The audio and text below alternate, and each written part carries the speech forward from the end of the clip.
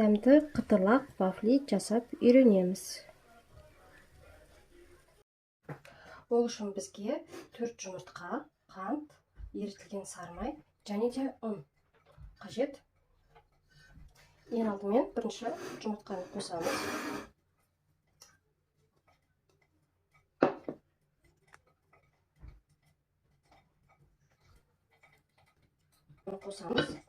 Сосын қант қосамыз. Сосын қант ерігенше араластырамыз.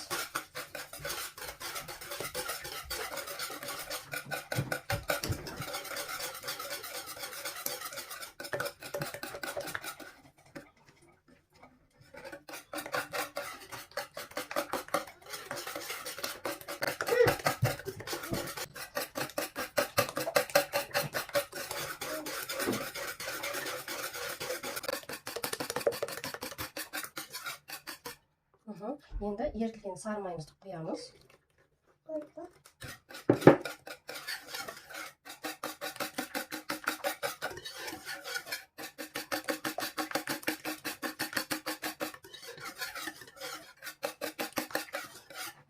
Енді ақырындап ұнды себе бастаймыз.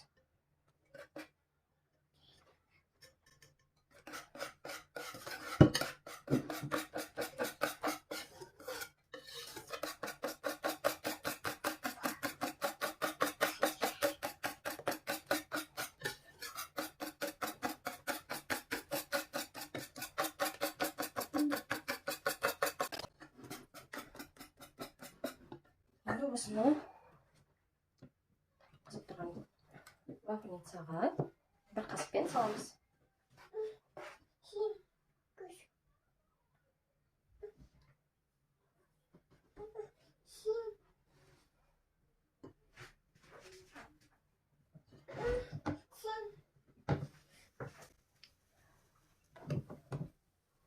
Міне біздің вафлиміз де қызарды.